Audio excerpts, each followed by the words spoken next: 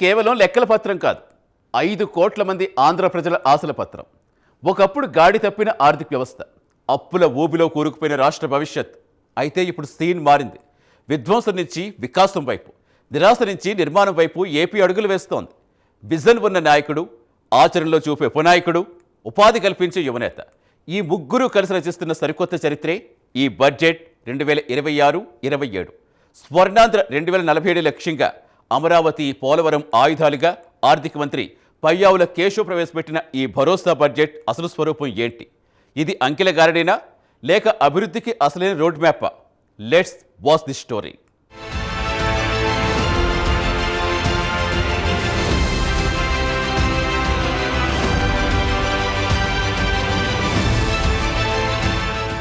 ప్రజాస్వామ్య వ్యవస్థలో బడ్జెట్ అనేది కేవలం ఆదాయ వ్యయాల పట్టిక మాత్రమే కాదు. అది కోట్లాది మంది సామాన్యుల ఆశల చిట్ట.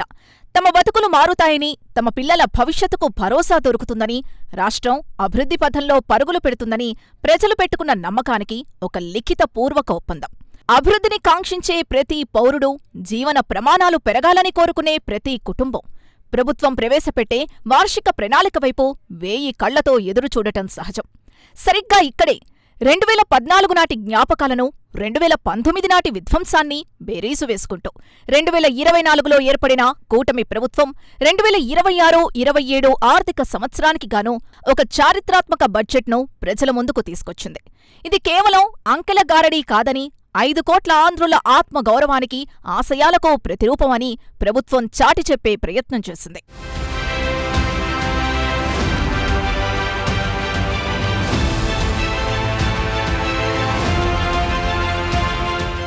ఆర్థిక మంత్రి పయ్యావుల కేశవ్ శాసనసభలో ప్రవేశపెట్టిన 3,32,205 కోట్ల భారీ బడ్జెట్ రాష్ట్ర చరిత్రలోనే ఒక మైలురాయిగా నిలిచిపోనుంది. అయితే ఈ భారీ కేటాయింపుల వెనుక ఉన్న అసలైన ఉద్దేశం స్వర్ణాంధ్ర 2047, ఆంధ్రావనిని దేశంలోనే అగ్రగామి రాష్ట్రంగా నిలబెట్టాలన్న దీర్ఘకాలిక లక్ష్యం ఈ బడ్జెట్ ప్రతి అడుగులోనూ కనిపిస్తోంది. గత ప్రభుత్వం మిగిల్చిన ఆర్థిక సంక్షోభం నుండి, సుమారు 9.74 లక్షల కోట్ల అప్పుల ఊబి నుండి రాష్ట్రాన్ని గట్టెక్కించడం ఒక సవాలైతే, అదే సమయంలో అభివృద్ధి, సంక్షేమమనే 2 చక్రాల బండిని సమతుల్యంగా ముందుకు నడపడం మరో సవాల్. ఈ క్లిష్టమైన సమయంలో మంత్రి పయ్యావుల కేశవ్ రూపొందించిన ఈ రోడ్ మ్యాప్ రాష్ట్రాన్ని తిరిగి గాడిలో పెట్టేందుకు ఒక సంజీవనిలా పనిచేస్తుందని ఆర్థిక నిపుణులు భావిస్తున్నారు.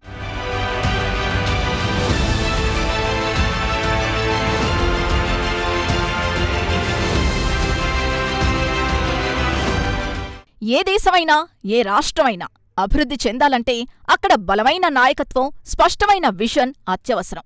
ఈ బడ్జెట్ ఆ 3 శక్తుల కలయికకు అద్దం పడుతోంది. ముఖ్యమంత్రి చంద్రబాబు నాయుడు దార్శనికత, ఉప ముఖ్యమంత్రి పవన్ కళ్యాణ్ క్షేత్రస్థాయి కార్యాచరణ, మంత్రి నారా లోకేష్ యువతరం ఆలోచనలు, ఈ 3 కలిసి ఈ బడ్జెట్ని నడిపిస్తున్నట్లు స్పష్టంగా అర్థమవుతోంది. రాష్ట్ర సమగ్ర అభివృద్ధికి చంద్రబాబు రచించిన మాస్టర్ ప్లాన్ను ఆచరణలోకి తీసుకొచ్చే బాధ్యతను పవన్, లోకేష్ తమ భుజస్కంధాలపై వేసుకున్నారు. అనుభవం, ఆవేశం, ఆలోచన, ఈ 3 సమ్మేళనమే ఈ బడ్జెట్ రూపకల్పనలో ప్రధాన భూమిక పోషించింది. ఒకవైపు సంక్షేమం ద్వారా పేదవాడి కడుపు నింపుతూనే, మరోవైపు సంపద సృష్టి ద్వారా రాష్ట్రాన్ని సంపన్నంగా మార్చే దిశగా ఈ త్రిముఖ వ్యూహం సాగుతోంది.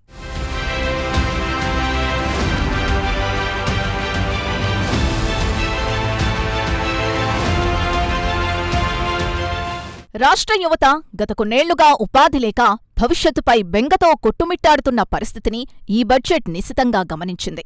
యువతకు ఉపాధి బాట చూపించడమే అత్యంత ప్రామాణికంగా ఈ బడ్జెట్ సాగింది అనడంలో అతిశయోక్తి లేదు.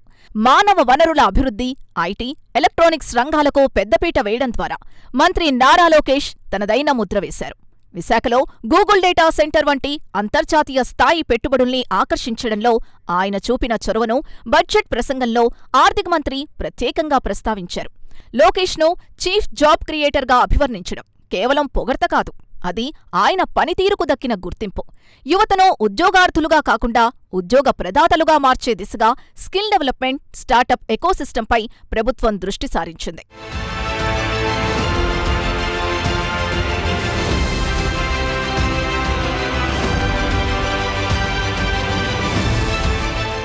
గాంధీజీ కలలు కన్న గ్రామ స్వరాజ్యం దిశగా ఆంధ్రప్రదేశ్ అడుగులు వేస్తోంది. ఉప ముఖ్యమంత్రి నాయకత్వంలో గ్రామీణాభివృద్ధి, పంచాయతీరాజ్ శాఖలు విప్లవాత్మక మార్పులకు శ్రీకారం చుట్టాయి. బడ్జెట్లో పంచాయతీరాజ్ శాఖకు 22,942 కోట్లు కేటాయించడం సాధారణ విషయం కాదు. ఉపాధి హామీ పథకాన్ని వ్యవసాయానికి, గ్రామీణ మౌలిక వసతుల కల్పనకు అనుసంధానం చేయడం ద్వారా పల్లెల రూపురేఖలు మారుతున్నాయి. పవన్ కళ్యాణ్ క్షేత్రస్థాయి పర్యటనలు, పల్లెల్లో నెలకొన్న సమస్యలపై ఆయనకున్న అవగాహన ఈ కేటాయింపుల్లో ప్రతిబింబిస్తోంది. తాగునీరు, రోడ్లు, డ్రైనేజ్ వంటి కనీస వసతుల కల్పనలో పవన్ మార్క్ పాలన స్పష్టంగా కనిపిస్తోంది. ఇది గ్రామీణ ఆర్థిక వ్యవస్థను బలోపేతం చేసే దిశగా వేసిన కీలక ముందడుగు.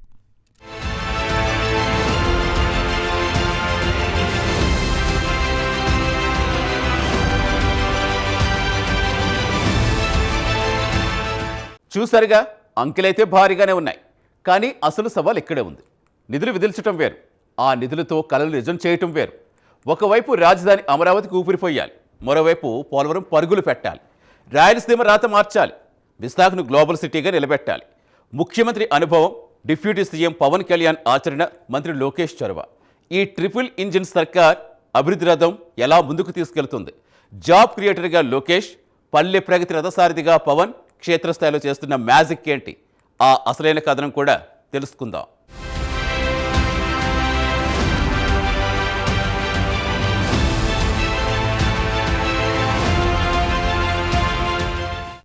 అమరావతి కేవలం ఒక నగరం కాదు, అది ఆంధ్రుల ఆత్మగౌరవానికి ప్రతీక. అమరావతిని రాష్ట్రానికి గ్రోత్ ఇంజిన్గా మారుస్తూ అక్కడి అభివృద్ధి పనులకు బడ్జెట్లో నిధుల వరద పారించారు. దాదాపు 57,868 కోట్ల విలువైన పనులకు పరిపాలనా అనుమతులు ఇవ్వడం, మున్సిపల్ శాఖకు 14,539 కోట్లు కేటాయించడం ద్వారా ప్రభుత్వం తన చిత్తశుద్ధిని చాటుకుంది.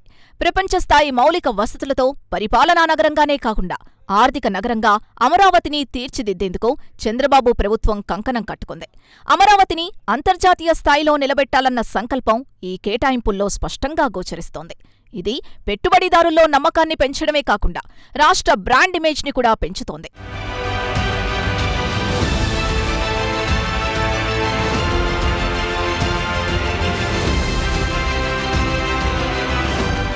ఆంధ్రప్రదేశ్ జీవనాడి పోలవరం ప్రాజెక్టుపై ప్రజల్లో ఉన్న సెంటిమెంట్ను ప్రభుత్వం గౌరవించింది. జలవనరుల శాఖకు 18,224 కోట్లు కేటాయించి ప్రాజెక్టును శరవేగంగా పూర్తి చేసే దిశగా అడుగులు వేస్తోంది. ముఖ్యంగా అత్యంత క్లిష్టమైన డయాఫ్రమ్ వాల్ పనులు 91% పూర్తయ్యాయని ఆర్థిక మంత్రి ప్రకటించడం రైతాంగానికి ఊరటనిచ్చే అంశం. సాగునీటి ప్రాజెక్టులు పూర్తి చేయడం ద్వారానే వ్యవసాయం లాభసాటిగా మారుతుందని, తద్వారా గ్రామీణ ఆర్థిక వ్యవస్థ బలపడుతుందని ప్రభుత్వం నమ్ముతోంది. గోదావరి జలాల్ని కృష్ణా డెల్టాకు, అక్కడి నుండి రాయలసీమకు తరలించే బృహత్తర ప్రణాళికలో పోలవరం కీలక పాత్ర పోషిస్తోంది. ఈ ప్రాజెక్టు పూర్తయితే రాష్ట్రం సస్యశ్యామలం కావడమే కాకుండా విద్యుత్ ఉత్పత్తిలోనూ స్వయం సమృద్ధి సాధిస్తుంది. దశాబ్దాల కల సాకారమయ్యే రోజు దగ్గర్లోనే ఉందని ఈ బడ్జెట్ సంకేతాలిస్తోంది.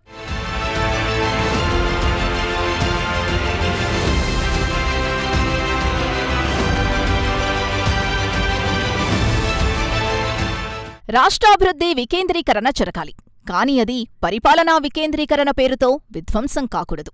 ఈ సూత్రాన్ని పాటిస్తూ విశాఖపట్నాన్ని రాష్ట్రానికి ప్రధాన ఎకనామిక్ గ్రోత్ ఇంజిన్గా ప్రభుత్వం ప్రకటించింది. ఇందుకోసం విశాఖపట్నం ఎకనామిక్ రీజియన్ మాస్టర్ ప్లాన్ని సిద్ధం చేస్తూ 28,000 కోట్లతో భారీ ప్రతిపాదనలు చేసింది. విశాఖకున్న సహజ సిద్ధమైన వనరులు, పోర్ట్ కనెక్టివిటీ, కాస్మోపాలిటిన్ సంస్కృతిని ఉపయోగించుకుని ముంబై, చెన్నైల సరసన నిలబెట్టాలన్నది ప్రభుత్వ లక్ష్యం. ఐటీ, ఫార్మా, పర్యాటక రంగాలకు కేంద్ర బిందువుగా విశాఖను మారుస్తూ ఉత్తరాంధ్ర అభివృద్ధికి బాటలు వేసింది. అమరావతి పరిపాలనా కేంద్రమైతే విశాఖ ఆర్థిక కేంద్రంగా మారనుంది. ఈ రెండు ఇంజన్లు రాష్ట్ర అభివృద్ధి రైలును పరుగులు పెట్టించనున్నాయి.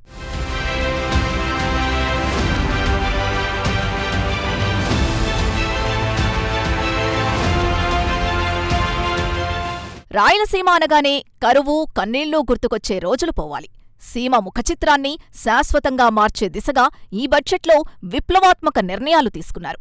రాయలసీమను గ్లోబల్ హార్టికల్చర్ హబ్ అంటే ప్రపంచస్థాయి ఉద్యానవన కేంద్రంగా తీర్చిదిద్దేందుకు 30,000 కోట్లతో ఒక భారీ ప్రణాళికను ప్రభుత్వం రచించింది. డ్రిప్ ఇరిగేషన్, ఫుడ్ ప్రాసెసింగ్ యూనిట్లు, కోల్డ్ స్టోరేజ్ల ఏర్పాట్ల ద్వారా అక్కడి రైతుల ఆదాయాన్ని పెంచడమే లక్ష్యం. సీమను కరువురహిత ప్రాంతంగా మార్చాలన్నది కేవలం నినాదం కాదని, అది ఒక ఆచరణాత్మక లక్ష్యమని ఈ నిధుల కేటాయింపు స్పష్టం చేస్తోంది. అరటి, బత్తాయి, టమాటా వంటి పంటలకు అంతర్జాతీయ మార్కెటింగ్ సదుపాయాలు కల్పించడం ద్వారా రాయలసీమ రైతును రాజుగా మార్చే ప్రయత్నం జరుగుతోంది. ఇది ప్రాంతీయ అసమానతల్ని తొలగించడంలో కీలక పాత్ర పోషిస్తుంది.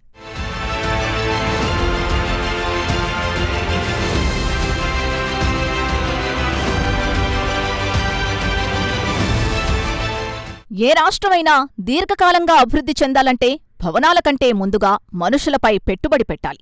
ఈ సూత్రాన్ని పాటిస్తూ పాఠశాల విద్యకు 32,308 కోట్లు కేటాయించడం ఆహ్వానించదగ్గ పరిణామం. ఇది భవిష్యత్ తరాల్ని ప్రపంచస్థాయి పోటీకి సిద్ధం చెయ్యాలన్న ప్రభుత్వ దార్శనికతకు నిదర్శనం. అలాగే ప్రజారోగ్యంపైన ప్రభుత్వం ప్రత్యేక దృష్టి సారించింది. పేదలకు అత్యుత్తమ వైద్యం అందించడం ప్రభుత్వ బాధ్యతగా గుర్తించింది. అంగన్వాడీల నుండి విశ్వవిద్యాలయాల వరకు విద్యా వ్యవస్థని బలోపేతం చేయడం, ప్రభుత్వాసుపత్రుల్లో మౌలిక వసతులు కల్పించడం ద్వారా హ్యూమన్ ఇండెక్స్లో రాష్ట్రాన్ని పైకి తీసుకురావాలని ప్రయత్నిస్తోంది. చదువుకున్న యువత, ఆరోగ్యవంతమైన సమాజం ఉంటేనే సంపద సృష్టి సాధ్యమవుతుంది. ఈ దిశగా బడ్జెట్ కేటాయింపులు ఆశాజనకంగా ఉన్నాయి.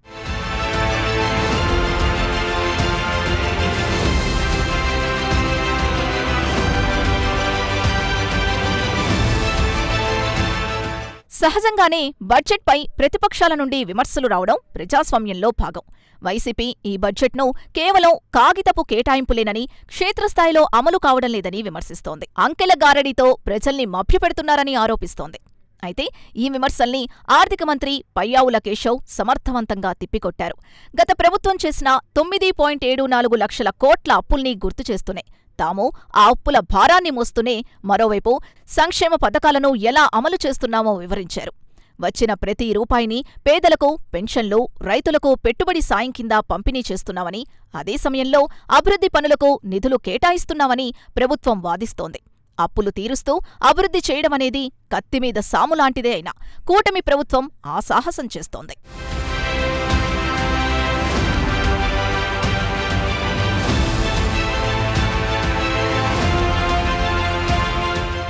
మొత్తంగా చూస్తే 2026-27 ఏపీ బడ్జెట్ ఒక సాధారణ వార్షిక నివేదిక కాదు.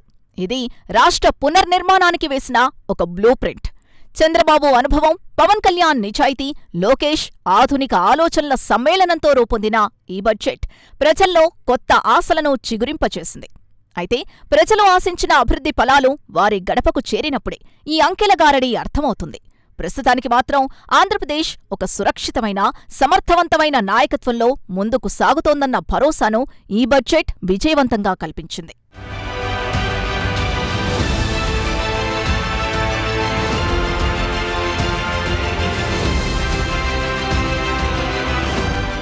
కాగితాలపై బడ్జెట్ అద్భుతంగా ఉంది. లక్షల కోట్ల కేటాయింపులు కళ్ల ముందు మెరుస్తున్నాయి. కానీ ప్రజలకు కావాల్సింది అంకెలు కాదు, అభివృద్ధి ఫలాలు. ప్రభుత్వం చూపిస్తున్న ఈ విజన్ సామాన్యుడి గడపకు చేరినప్పుడే ఈ బడ్జెట్కు నిజమైన సార్థకత. అప్పుల కొండను కరిగిస్తూ అభివృద్ధి శిఖరాన్ని చేరుకోవటం కత్తిమీద సాము లాంటిదే. అయితే కూటమి ప్రభుత్వం ఆ సాహసానికి సిద్ధమైంది. ఇది గెలుపు బడ్జెట్ అవుతుందా? 2047 స్వర్ణాంధ్ర కల సాకారమవుతుందా? కాలమే సమాధానం చెప్పాలి.